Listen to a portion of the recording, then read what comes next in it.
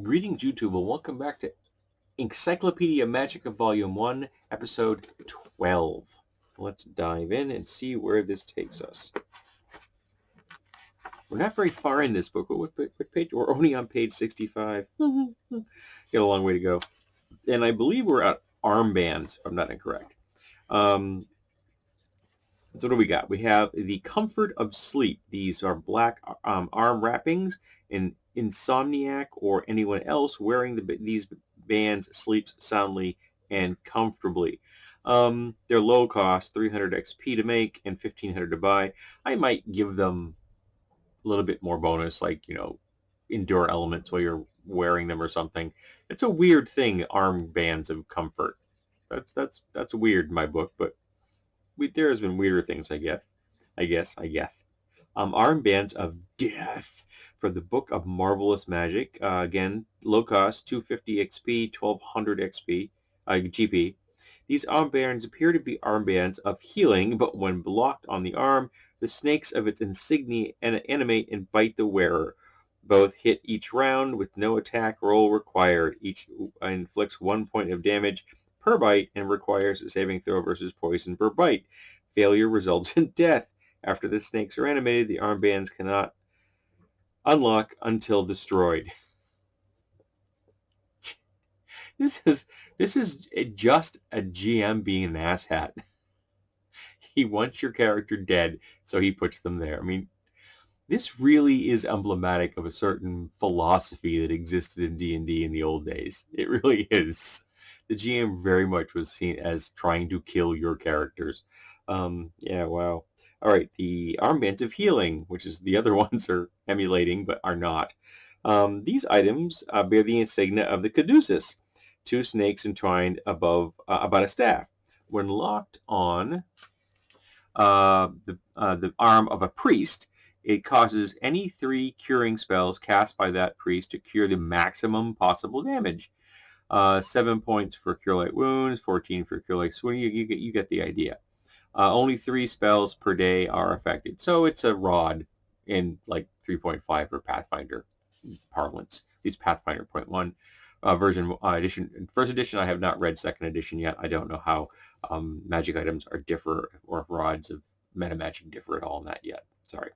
The Armbands of Music, 700 XP, 7,000 GP. So we have a 10 to 1 ratio on that one.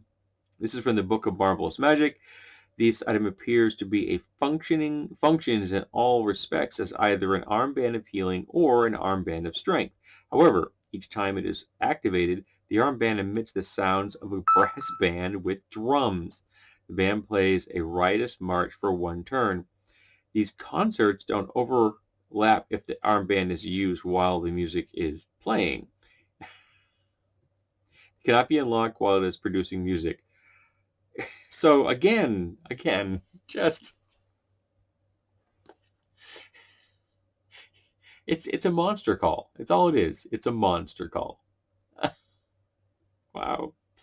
Okay, Armbands of Salutation. Oh, there's no XP to make it, and it costs $1,500, so this might be a cursed item. The Book of Marvelous Magic. This armband bears a symbol of a fleur-de-lis. When locked on the arm, it causes the wearer to salute an opponent, bending the arm and raising hand to eyebrow before engaging in hand-to-hand combat. It has no effect on missile fire combat. The victim must hold the salute for 1 round. So it essentially makes you flat-footed. That's not good. That's definitely a cursed item. Armbands of Snake Changing. 700 XP, 500 to make, and 2,500 cost, so a 1 to 5 ratio. Polyhedron magazine. The armbands found in pairs allow the user to cast an equivalent of the polymorph self spell, but the user can only change into some form of snake. Both bands must be worn, and the power can be invoked once per day. Could be quite useful. Definitely get yourself in spaces that you normally can't get yourself into. Also could be useful if you wanted to assassinate someone. If you turn yourself into a viper and you sneak into the right place, Black Mamba is going to kill somebody real darn quick, and it doesn't leave much of a mark, and you're long gone before they figure out what's going on. And the Armbands of Strength, 750 to make, and 8,000 value, so not a little bit more than the 1 to 10. Again, from the same Book of Marvelous Magic. These band bears a symbol of a lion when locked on the arm, and it may be command to raise the wearer's strength score to 18 for 1 turn. It functions 3 times per day. A turn was 10 rounds. 10 minutes. Yeah, 10 minutes. So I think rounds were still a minute back then, so that was 10 rounds. Yeah, I think we didn't go to shorter rounds.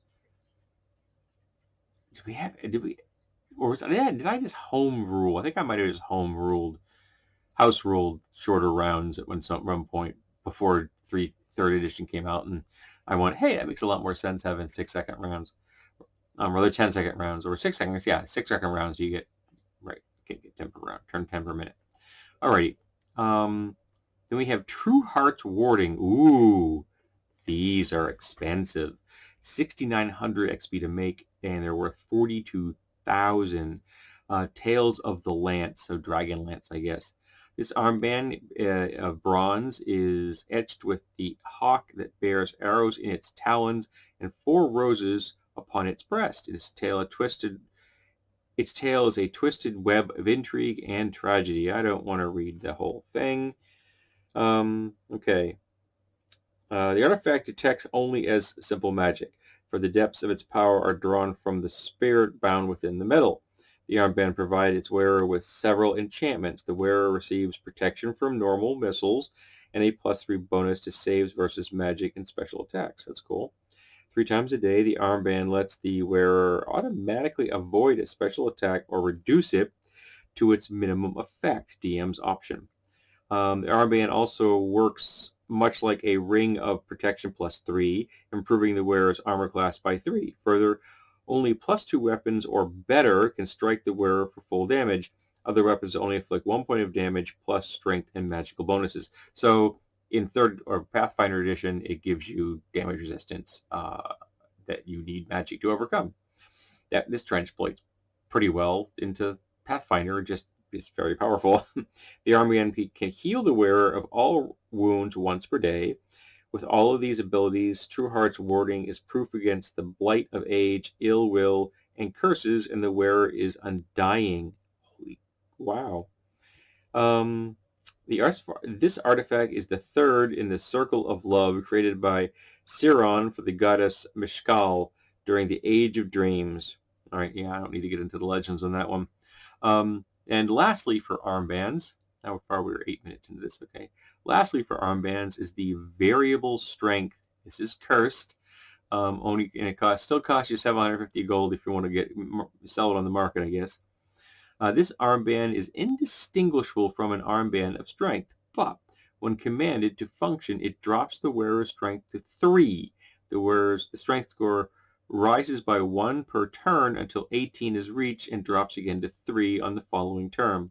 The victim's original strength returns only if a remove curse spell is applied by a spellcaster of 15th level. That's not going to be easy to find. They're not, you have to probably hunt for a 15th level spellcaster. Of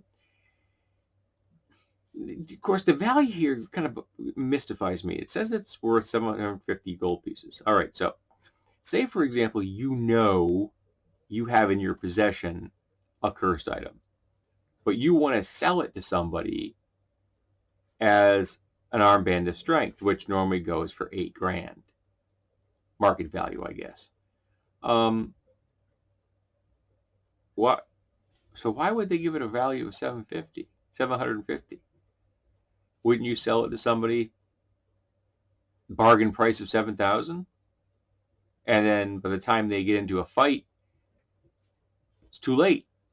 You and their money are long gone.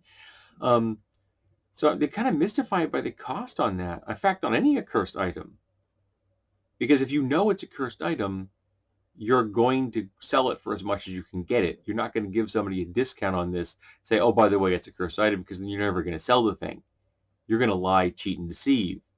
You aren't selling a cursed item because you're a nice person. You're selling a cursed item because you've got a cursed item on your hands and you'd like to get rid of it and you need a whole bunch of money. And so you're going to convince people that the lemon is not a lemon. Yeah. I mean, I'm just thinking about that. The idea that, that cursed items have price values at all is very strange.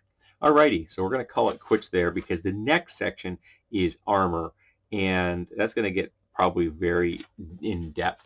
They have a nice little picture here showing you all kinds of different pieces of armor. Very unrealistic armor because that armor would be nigh impossible to actually use.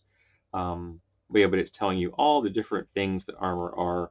But I think most of the time nobody ever really broke armor down quite as far as this illustration breaks it down, even if it is entertaining for the purposes of somebody actually going, oh, that's what that means. So yeah, but yeah, I don't think any of us ever used armor to this detail. Though it is kind of interesting that the section covering the groin is actually a humanoid figure. That's funny. All right. Oh, thank you for being here for episode 12 of the Encyclopedia Magica Volume 1. I hope you enjoyed yourself, and I hope that you will return next time for episode 13.